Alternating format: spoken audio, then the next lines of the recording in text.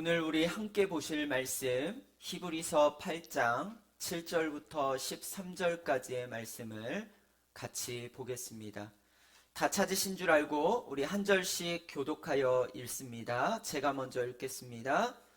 저 첫 언약이 무흠하였더라면 둘째 것을 요구할 것이 없으려니와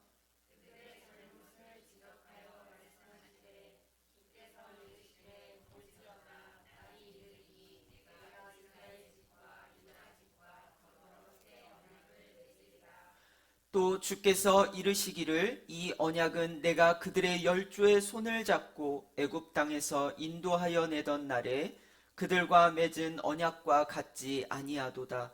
그들은 내 언약 안에 머물러 있지 아니하므로 내가 그들을 돌보지 아니하였노라. 주께서 이르시되 내가 이스라엘 집과 맺을 언약은 이것이니 그들을 생각에 두고 그들의 마음에 이것을 기록하리라. 나는 그들에게 하나님이 되고 그들은 내게 백성이 되리라. 또 각각 자기 나라 사람들과 각각 자기 형제를 가리켜 이르기를 주를 알라 하지 아니할 것은 그들이 작은 자로부터 큰 자까지 다 나를 알미라. 내가 그들의 불의를 긍휼히 여기고 그들의 죄를 다시 기억하지 아니하리라 하셨느니라. 같이 읽습니다. 새 언약이라 말씀하셨음에 첫 것은 낡아지게 하신 것이니 낡아지고 새하는 것은 없어져 가는 것이니라. 아멘. 오늘 주일 예배 나오신 여러분을 주님의 이름으로 환영합니다. 이 시간 먼저 옆에 계신 분들께 이렇게 인사했으면 좋겠습니다. 하나님은 당신을 사랑하십니다. 한 번 더 인사하지요. 하나님은 늘 언제나 우리를 사랑하십니다. 믿으십니까? 아멘입니다. 하나님은 언제나 늘 우리를 사랑하십니다. 오늘 이 감동이 우리 가운데 가득히 있기를 주님의 이름으로 축복합니다. 저는 이 말씀을 묵상하면서 하나님의 사랑이 더 깨달아지고 하나님의 사랑이 자꾸 느껴져서 은혜가 되었습니다. 이 은혜를 오늘 함께 나눌 때에 하나님 사랑이 깨달아지고 믿어지는 귀한 은혜가 되어질 수 있기를 주님의 이름으로 축복합니다. 히브리서는 계속해서 옛 언약과 새 언약 그리고 예수 그리스도와 사람들을 비교적으로 이야기합니다. 대표적으로 지난주에도 함께 보았던 말씀 가운데에 이 모세는 이스라엘 사람들에게는 아버지와 같은 존재였고요. 하나님 앞에 율법을 받아서 내려온 이 모세를 향하여 사람들이 뭐라고 얘기했냐면 당신이 우리의 대표자가 되십시오. 우리가 하나님을 직접 만나는 것이 두려우니 당신은 우리의 중보자가 되어서 하나님의 말씀을 우리에게 가르쳐 주십시오. 그렇게 모세를 의지했던 이 사람들이 모세를 바라보는 그 시각은 거의 하나님을 바라보는 것과 같았습니다.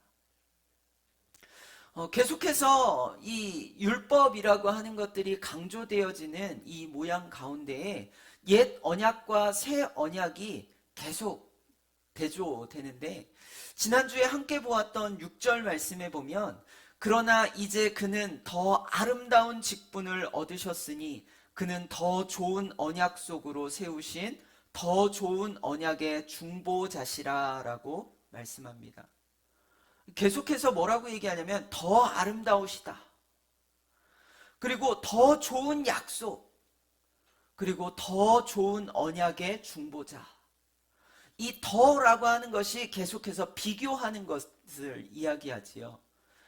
비교적으로 보는 것입니다. 그런데 저한테 질문 한 가지는 무엇이냐면 하나님과 비교될 수 있을 만한 것이 무엇이 있을까? 여러분, 하나님과 비교될 만한 것이 있습니까? 그런데 지금 이 예수 그리스도를 향하여 더 좋은 언약이라고 이야기하는데 이 좋은 언약이라고 하는 더 좋은 언약이 계속해서 무엇인가와 비교되고 있어요. 먼저는 옛 언약과 비교되어지고 있고요. 다음은 그들이 높이 평가하는 모세라는 사람, 선지자, 그리고 믿음의 선진들과도 비교되어집니다. 더 좋은 새 언약, 무엇이 더 좋은 것인가? 오늘 우리는 말씀으로 함께 보도록 하겠습니다. 시작되어지는 말씀 7절 말씀에 보니까 이렇게 말하고 있습니다. 같이 한번 읽어봅니다. 시작. 저 첫 언약이 무흠하였더라면 둘째 것을 요구할 일이 나영자매님 없었으리니 안 눌러져요 얘가. 네. 다시 한번 읽겠습니다. 시작. 저 첫 언약이 무흠하였더라면 둘째 것을 요구할 것이 없었으려니와. 자, 저 첫 것이라고 얘기합니다. 첫 언약. 제가 친절하게 가로치고 써놨는데 이 첫 언약은 무엇을 얘기하냐면요. 율법을 이야기합니다. 하나님이 모세를 통해서 두 돌판을 다듬어 시내산으로 올라오라 말씀하시고 이 돌판 위에 친히 불로 글을 남기시는데 그것이 언약이었습니다. 계명이었죠. 그리고 그것이 율법이 되어서 그들을 지키게 하는 모양으로 그렇게 세웠습니다. 그렇다면 저는 이 율법이 무흠하였더라면 이라는 말씀을 보면서 무흠하였다 무엇을 얘기합니까? 흠이 없었다? 있다. 왜냐하면 무흠하였더라면 이라고 얘기하거든요. 그러니까 흠이 없었더라면 이라고 얘기하는 거예요. 그러니까 다시 말하면 흠이 있다는 거예요? 없다는 거예요? 그러면 제가 여러분에게 이렇게 다시 한번 질문해 보지요. 율법이 흠이 있습니까? 율법, 하나님이 정하신 율법이 흠이 있습니까? 없어요. 하나님이 완벽하게 정하신 법이고 하나님이 정하신 법임에도 불구하고 오늘 이 율법을 뭐라고 얘기하냐면 무흠하였더라면 이라고 얘기하면서 마치 흠이 있는 것처럼 그렇게 이야기합니다. 그런데 우리가 아는 것처럼 율법은 흠이 없어요. 하나님이 정하시고 하나님이 만드신 법인데 여기에 흠이 있을 수 없지요. 그런데 무흠하였더라면 이라고 얘기해요. 도대체 이게 무슨 말일까? 우리 입장에서 보면 하나님이 만드신 법에는 아무런 흠이 없어요. 정확한 법이란 말이에요. 그래서 우리가 말할 때에는 율법은 무흠합니다 라고 얘기할 수 있습니다. 그런데 하나님 관점에서 이 율법을 바라보았더니요. 율법이라고 하는 것이 어떤 일을 하는가? 쭉 살아보니까 이 율법은요. 모든 인생들로 하여금 무엇이 죄인가? 라고 하는 것을 좀 깨닫게 하는 모양이 되었어요. 율법은 다시 말해서 인간에게 있어서 전적으로 무능력하고 타락되었고 아무 쓸모없고 아무것도 아닌 인간의 모습을 드러내는 존재가 되었다는 거예요. 그런데 이 율법이 인생들을 구원할 수 있었습니까? 없었습니다. 그러니까 하나님의 관점에서 보면 이 무흠하였더라면 이야기하는 이 율법은 무엇을 얘기하냐면 모든 인생들을 향하여 바라볼 때에 그 인생들이 무능력하고 타락되어지고 잘못되었다라고 하는 것을 알 수 있게 해주는 도구는 되어지지만 그것이 구원할 수 있는 능력이 없었고 그것이 완전히 사람들을 살게 하는 능력이 없었기 때문에 하나님의 관점에서 보면 이 옛 언약 율법은 부족한 것이었습니다.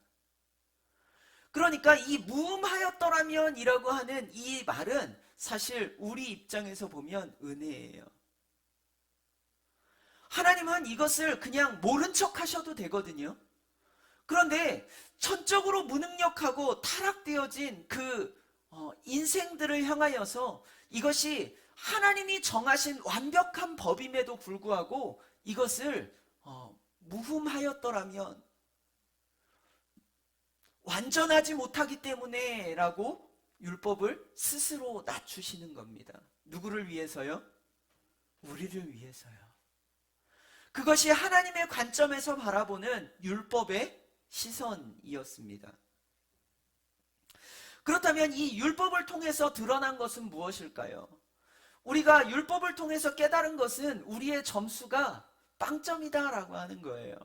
무능력하다라고 하는 겁니다. 그렇다면 이 율법을 통해서 우리가 알 수 있는 것은 딱 한 가지예요.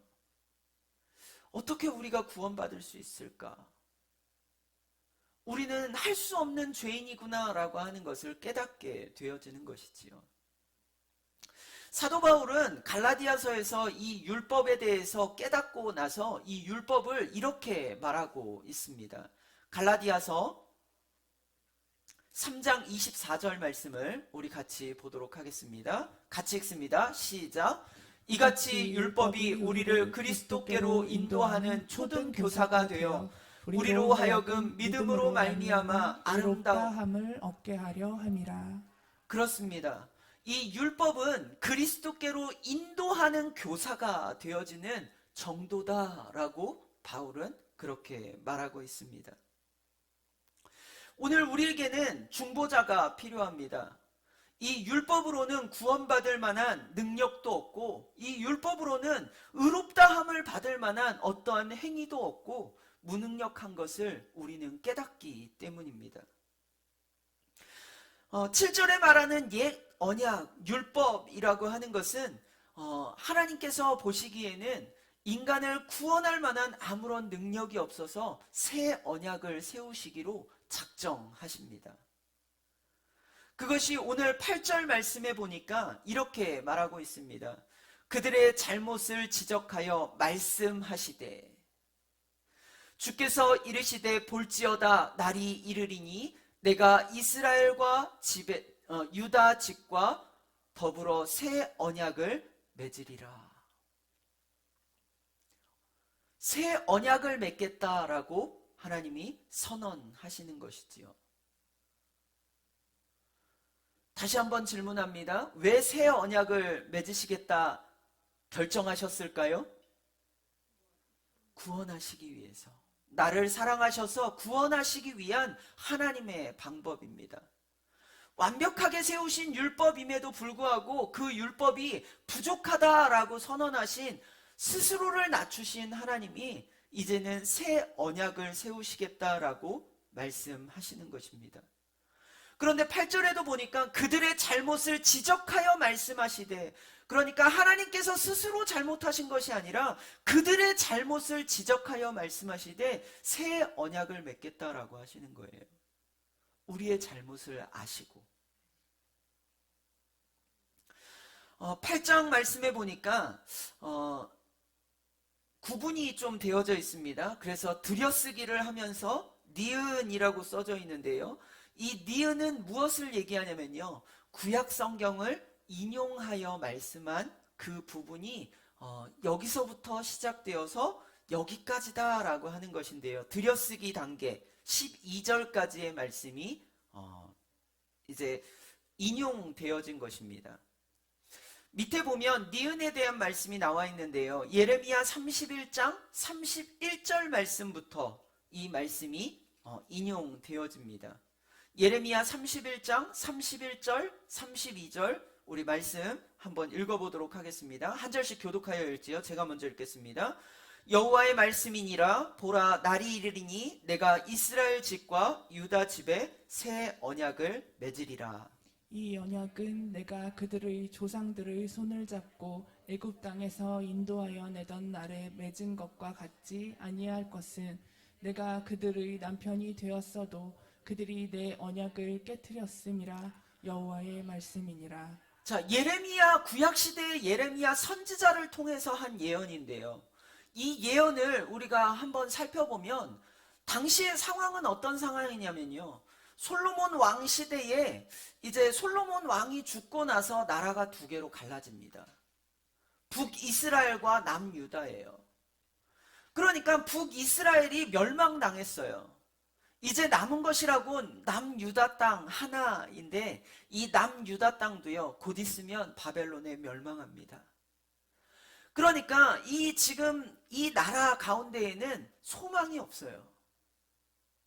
남유다 땅 안에도 멸망이 곧 있으면 도래할 것이고, 선지자들의 입술을 통하여서 이야기하는 것은 무엇이냐면 이제 다 끝났다, 항복하자.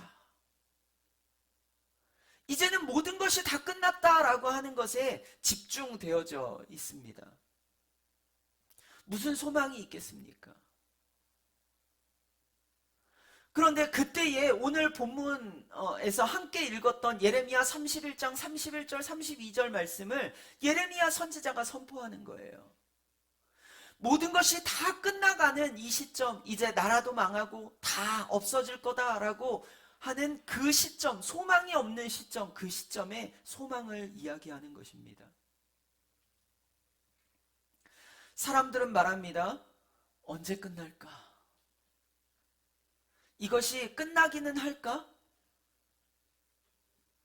어떤 사람들은 자포자기하여서 아휴, 이제 방법이 없어. 그런데요, 하나님의 사람을 통해서 하나님이 일하기 시작하시는데 언제 일하기 시작하시냐면요, 예레미야 선지자를 통해서 모든 것이 다 끝났다, 소망이 없다라고 말하는 그때, 인생이 모든 것이 끝났다라고 말하는 그때 하나님은 일하기 시작하시더라고요. 날이 저물어 갈 때, 빈들에서 걸을 때, 그때가 누구의 때라고요? 하나님의 때라고요. 하나님은 일하고 계십니다. 우리가 다 끝났다라고 생각하는 그때에도 하나님은 일하고 계세요. 믿으십니까? 오늘 일하고 계신 그 하나님을 간절히 바라며 오늘도 선포하는 이 예레미야의 선포가 우리의 선포가 되어지기를 주님의 이름으로 축복합니다. 모든 것이 끝났다라고 얘기하고 소망이 없는 시대처럼 보이는 그 시대에 새 언약을 선포하시는 거예요. 그런데 이 새 언약의 내용을 보니까 말씀 가운데 이렇게 선언하고 있습니다. 애굽 땅에서 인도하여 내던 날에 맺은 것과 같지 아니할 것은 내가 그들의 남편이 되었어도 그들이 내 언약을 깨트렸음이라. 자, 옛 언약이 맺어졌습니다. 언제 맺어졌냐면 애굽 땅에서 하나님이 그들을 인도하여 내던 날에 모세를 통하여서 언약이 맺어졌어요.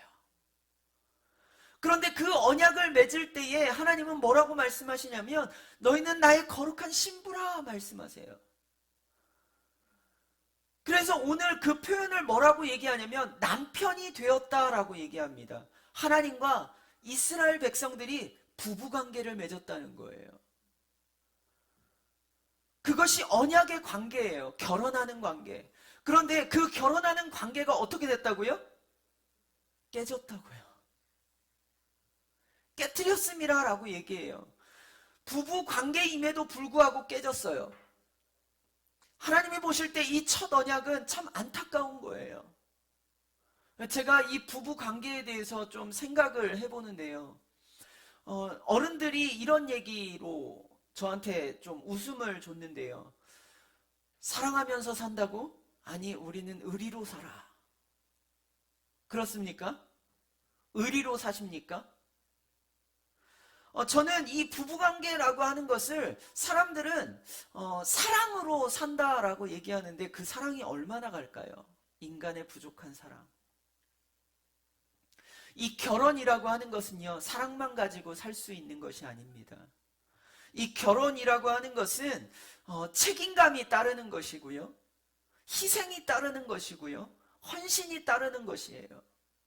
사실은 이 결혼이라고 하는 것이 연애할 때는 모르겠어요. 연애할 때는 뜨겁게 사랑하다가 아니면 헤어지면 그만인데 사실은 헤어지면 안 되는 거거든요. 그러니까 이 사랑이 식어져도 어떻게 해서든지 이 약속을 유지시켜야 되는 거잖아요. 그래서 결혼할 때 우리가 선서를 하잖아요. 언약을 맺는 거잖아요. 약속이 있는 거잖아요. 사람들 앞에서 내가 이 사람만 사랑하겠다라고 하는 언약을 맺는 거잖아요. 이 결혼이라고 하는 것은 철저하게 사랑 이외에도 헌신적이고 이 가정을 유지시키겠다, 언약을 지키겠다라고 하는 굳은 약속에 대한 책임감을 가지고 하는 것이 결혼이에요. 굳은 의지가 필요하다고요. 그런데 오늘 이스라엘 백성들을 향하여서 언약을 깨트린 이 사람들을 향하여 남편이 되었음에도 그 언약을 깨트렸다라고 말씀하고 계세요. 저는 이 호세아서 말씀들이 자꾸 생각이 났는데요. 호세아서 말씀에 보면 하나님은 우리를 신부로 표현하시거든요. 그러니까 부정한 여인을 데려다가 아내를 삼았는데 그가 배신하고 떠나요. 그것이 이스라엘과 하나님과의 관계다라고 이렇게 말씀하세요. 호세아서 말씀을 통하여서 계속적으로 보여지는 이 말씀은 우리 자신의 모습들을 돌아볼 수 있는 계기가 되어집니다. 이 옛 언약을 다시 한번 생각해 보면 하나님이 맺은 언약은요, 아브라함 때부터 맺어진 언약인데요. 이 언약을 횃불 언약이라고도 얘기하거든요. 하나님이 아브라함과 언약을 맺어요. 약속을 맺어요. 그런데 짐승을 쭉 놓고 그 짐승의 반을 가릅니다. 그리고 그 불 가운데로 지나가시는 거예요. 무엇을 이야기하냐면 너와 내가 지금 언약을 맺는데 이 약속이 깨지면 둘 중에 하나는 어떻게 된다? 죽는다. 반드시 죽는다. 이것이 언약이에요. 깨지면 죽는 거예요. 그런데 이 언약을 어떻게 했다고요? 깨트렸다고요. 하나님이 신랑이 되었음에도 남편이 되었음에도 신부된 우리가 그 언약을 깨트렸다고요. 이제 우리에게 찾아온 것은 사망입니다. 계속되어지는 말씀 가운데 새 언약을 주시겠다 약속하신 그 하나님의 약속이 33절, 34절에 이렇게 선언되어지고 있는데요. 한 절씩 또 교독하며 읽어보지요. 그러나 그 날 후에 내가 이스라엘 집과 맺은 언약은 이러하니 곧 내가 나의 법을 그들의 속에 두며 그들의 마음에 기록하며 나는 그들의 하나님이 되고 그들은 내 백성이 될 것이라 여호와의 말씀이니라. 그들이 다시는 각기 이웃과 형제를 가리켜 이르기를 너는 여호와를 알라 하지 아니하리니 이는 작은 자로부터 큰 자까지 다 나를 알기 때문이라. 내가 그들의 악행을 사하고 다시는 그 죄를 기억하지 아니하리라. 여호와의 말씀이니라. 하나님의 새 언약이 우리에게 선언되어질 때에 오늘 말씀의 제목이 더 좋은 새 언약이거든요. 이 새 언약이 왜 좋은지 알아야지요. 그지요? 그래서 제가 새 언약을 쭉 살펴보았더니 이렇게 말씀하고 있습니다. 그 법을 그들의 속에 두며 그들의 하나님이 되고 내 백성이 되리라. 하나님을 알게 되어질 것이다. 그리고 다시는 그 죄를 기억하지 아니하리라 라고 말씀합니다. 이것이 새 언약의 핵심이에요. 이것을 인용한 히브리서 기자는 오늘 본문 말씀으로 다시 돌아가 보면 그 말씀을 이렇게 기록하고 있어요. 10절 말씀 같이 한번 읽어봅니다. 10절 시작. 또 주께서 이르시되 그 날 후에 내가 이스라엘 집과 맺은 언약은 이것이니 내 법을 그들의 생각에 두고 그들의 마음에 이것을 기록하리라. 나는 그들에게 하나님이 되고 그들은 내게 백성이 되리라. 아멘. 자, 하나님이 우리에게 약속하신 새 언약의 가장 중요한 첫 번째는 무엇이냐면요. 옛 언약은 무엇에 새겼냐면요. 모세가 다듬어 가지고 올라갔던 두 돌판에 새겼어요. 이 돌판의 약속은요, 지워지지 않아요. 자국이 남는 거예요. 그러니까 잊어버리지 말고 너희는 이것을 꼭 기억하라고 돌판에 새겨주셨는데, 사람들이 이 돌판에 새긴 언약을 어떻게 하냐면요, 저 구석에다 처박아 놓고 보지 않는 거예요. 그러니까 보지 않으니까 어떻게 되는 거예요? 잊어버리는 거지요. 오늘 하나님의 성전을 향하여 올라왔는데 우리가 하나님의 말씀을 주셨음에도 불구하고 말씀을 딱 읽을 때 같이 읽고 나서 성경책 딱 덮어놓고 이렇게 보면은요, 우리의 믿음이 어떤 믿음이냐면요, 덮어놓고 믿는 믿음이에요. 덮어놓고 믿지 마세요. 열어보세요. 확인하세요. 하나님의 말씀이 뭐라고 말씀하는지 좀 보세요. 그것이 오늘 우리에게 향한 하나님의 계획이고 하나님이 원하시는 방법이에요.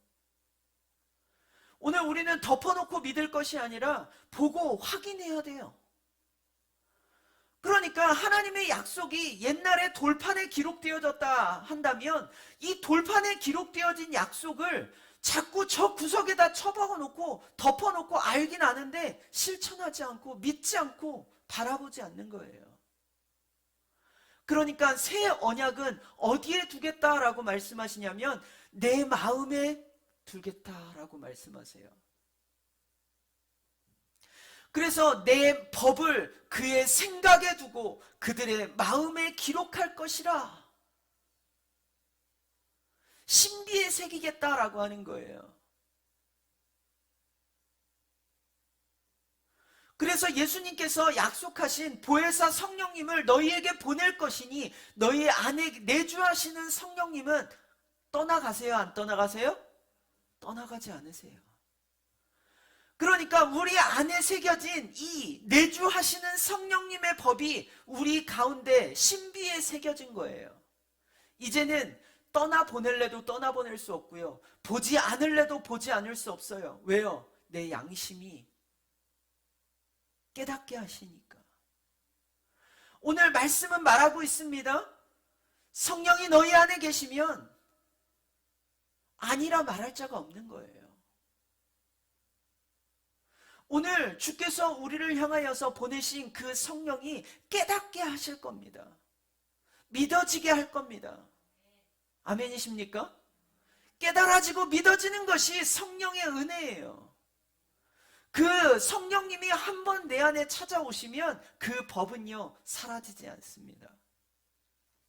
더 좋은 언약, 중보자 대신 예수 그리스도께서 대신하여 보내주신 성령님의 역사하심이 우리 가운데 찾아온 거예요.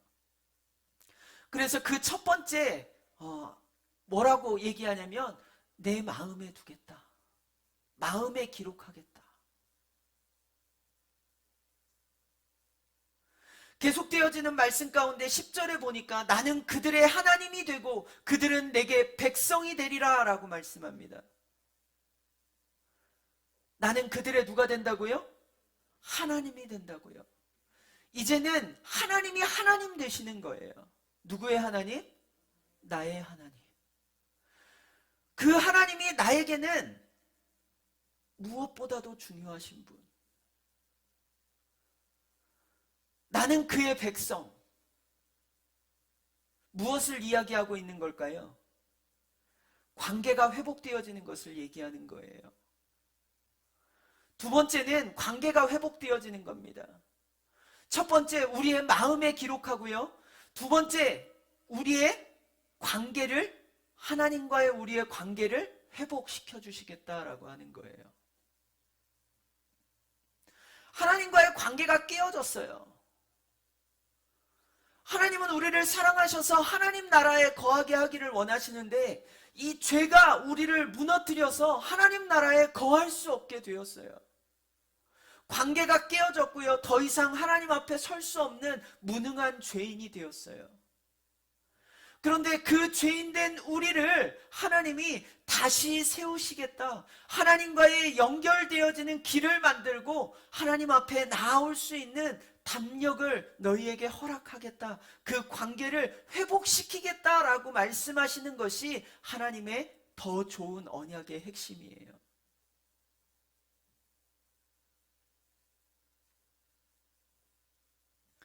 그리고 나서 계속되어지는 12절 말씀에 보니까 이렇게 말씀합니다. 같이 읽습니다. 12절 시작.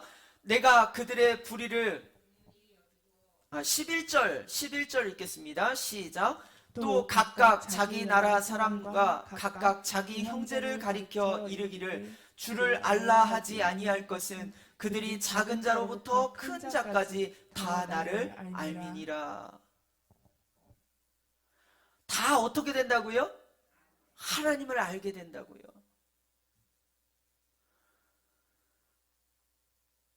부부가 있습니다. 이 부부가 서로를 가장 잘 알 때 언제일까요? 처음 사랑할 때?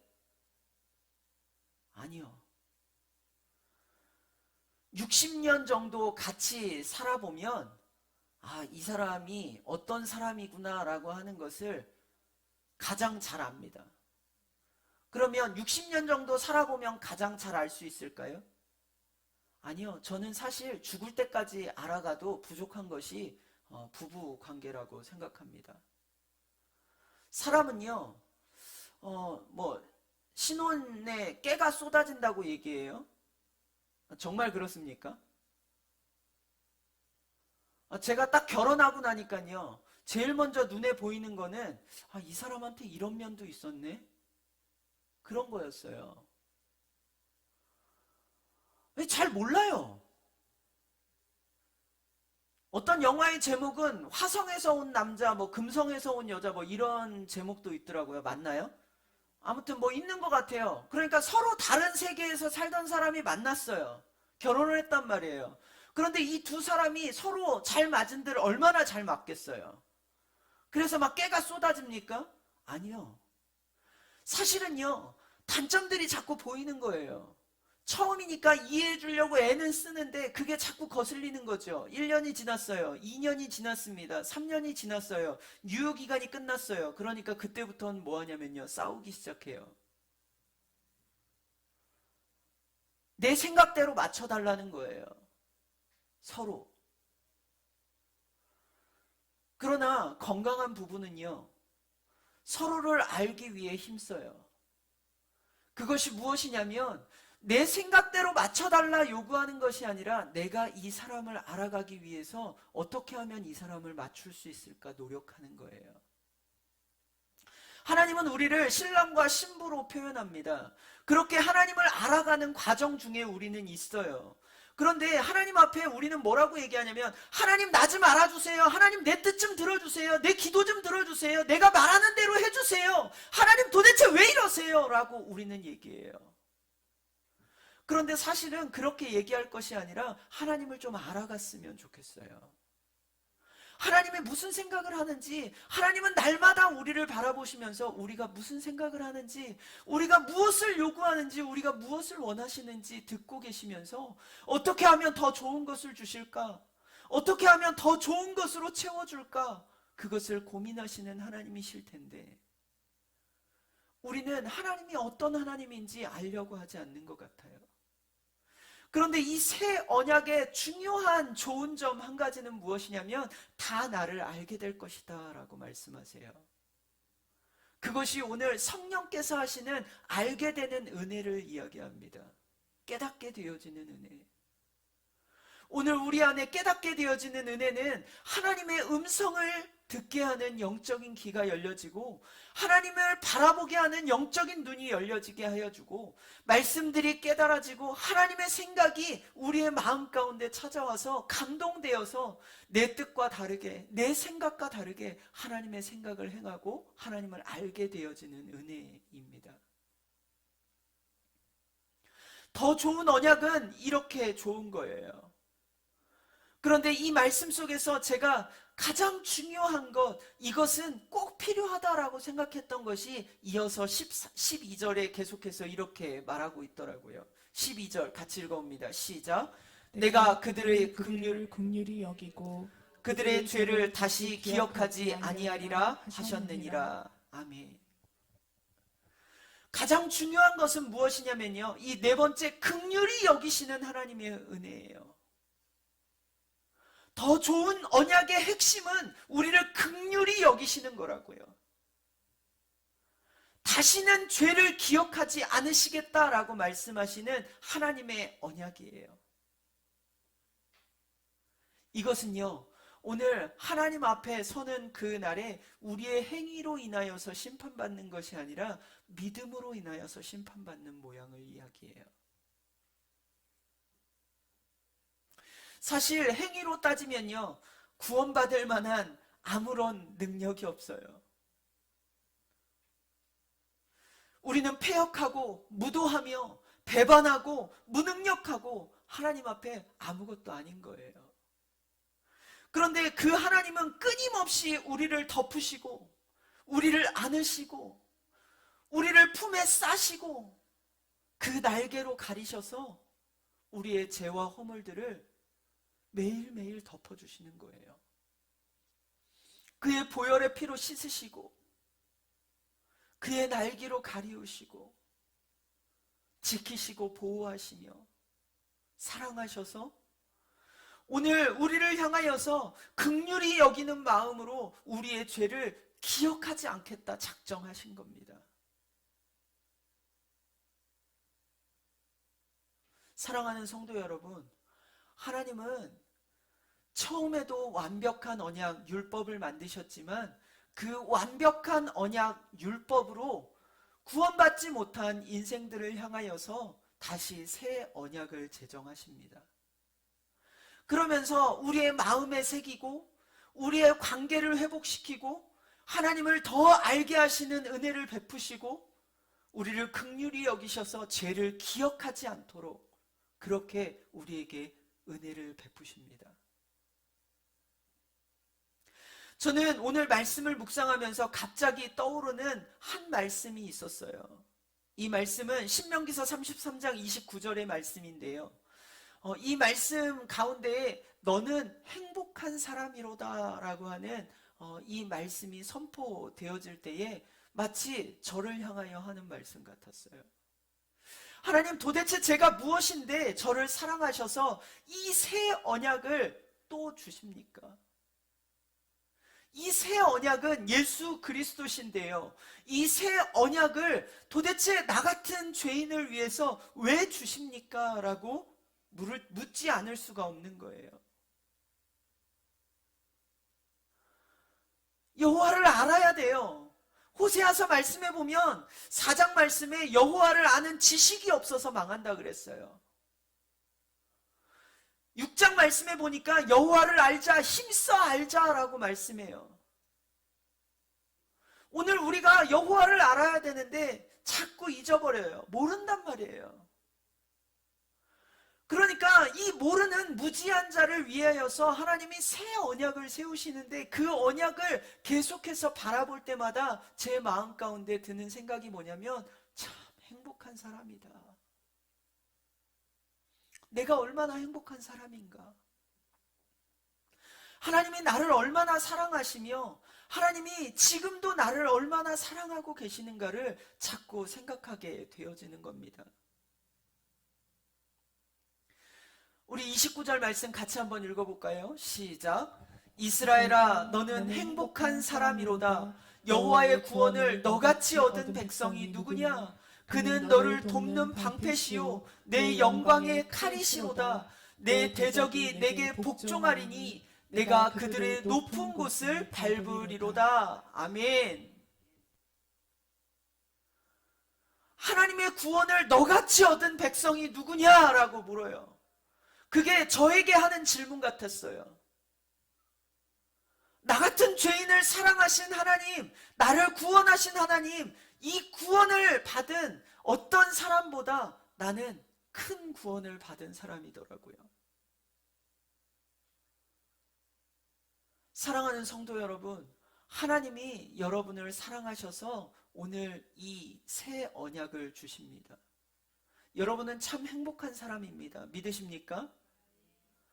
그래서 저는 아까 제목 가운데 밑에 뭐라고 적었냐면 언제나 사랑하시는